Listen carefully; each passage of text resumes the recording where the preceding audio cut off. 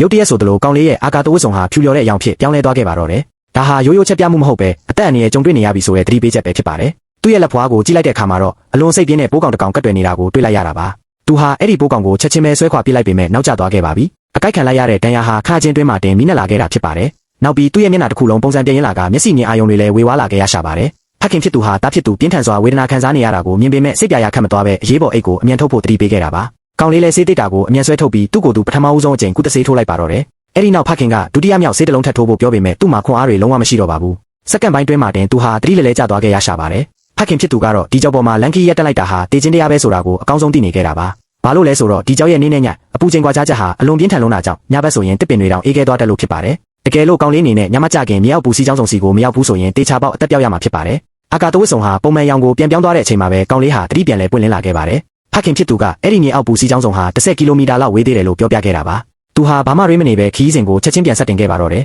ဒါပေမဲ့ရိတ်ခါတွေကိုစစ်ဆေးကြည့်တဲ့အခါမှာတော့ဂျေဒန်ဟာအသက်ရှူကြီး20ကျော်နေပျောက်ဆုံးနေတာကိုတွေ့လိုက်ရပါတယ်ဒါဟာသတ်မှတ်ထားတဲ့ပန်းတိုင်စီရောက်ဖို့အတွက်ဘလို့မှမဖြစ်နိုင်တော့တဲ့အခြေအနေပဲဖြစ်ပါတယ်သူဟာဒီမန်တရားကိုဖခင်ဖြစ်သူကိုအတိမပေးရဲ့ဖုံးကွယ်ပြီးလမ်းဆက်လျှောက်ခဲ့တာပါဖခင်ဖြစ်သူကလည်းအရာကိုရိပ်မိပေမဲ့ဘာမှမပြောဘဲတိတ်ဆိတ်နေခဲ့ပါတယ်ညနေလာတာနဲ့အမျှလျှက်စီးတွေလက်မိုးကျင်းတန်တွေဆူညံလာပြီးမိုးတိထန်စွာရွာသွန်းလာခဲ့ပါတော့တယ်ဂျေဒန်ဟာတစ်ပင်အောက်မှာဝင်ရောက်ပုံအောင်နေခဲ့ရတာပါသူ့ရဲ့ရင်ထဲမှာကြောက်ရွံ့မှုတွေပြည့်နေနေပေမဲ့ဖခင်ဖြစ်သူကတော့အဝေးကနေဘေးရန်ရည်တွေကိုမပြတ်တတိပေးနေခဲ့ပါတယ်နေမင်းပြန်ပွင့်လာတဲ့မနက်ခင်းမှာတော့သူဟာလမ်းဆက်လျှောက်ခဲ့ပြန်ပါတယ်လန်ကီမှာတော့မြောက်တေကောင်တွေကိုစိတ်မကောင်းဖွယ်တွေ့ရှိခဲ့ရတာပါဒါဟာအနီးနားမှာရက်ဆက်တဲ့တာရဲတေးဆန်တကောင်ရှိနေပြီဆိုတဲ့အတိတ်ပဲဖြစ်ပါတယ်သူဟာလမ်းကြောင်းကိုချက်ချင်းပြောင်းလဲခဲ့ပေမဲ့လန်တစ်ကတော့အလုံးနဲ့ဆိုင်တဲ့6ကဘာကြီးစီကိုပဲဥတည်နေခဲ့တာပါဖခင်ဖြစ်သူကသူ့မှာအသက်ရှူကြီးဟာတရက်စာပဲကျန်တော့တယ်လို့တတိပေးခဲ့ပါတယ်6ကဘာကိုပတ်သွားရင်3ရက်ကြာမှဖြစ်ပြီးရေတကုံထဲကနေဖြတ်ခုံချရင်တော့2ရက်ပဲကြာမှဖြစ်ပါတယ်ဒါပေမဲ့အဲ့ဒီလိုခုံချဖို့ကအလွန်ပဲအနေအများလုံးလာတာပါဖခင်ဖြစ်သူကတားဆီးဖို့စ조사ခဲ့ရင်အမေရိကန်မလေးဖြစ်သူသူ့မတည်ဆုံးမှုအတွက်အပြစ်မကင်းစိတ်တွေဖိစီးနေတဲ့ဂျေဒန်ဟာလုံးဝနားမထောင်ခဲ့ပါဘူးသူဟာရေတကုံကြီးတဲ့ကိုစွတ်တိုးပြီးခုံချပစ်လိုက်ပါတော့တယ်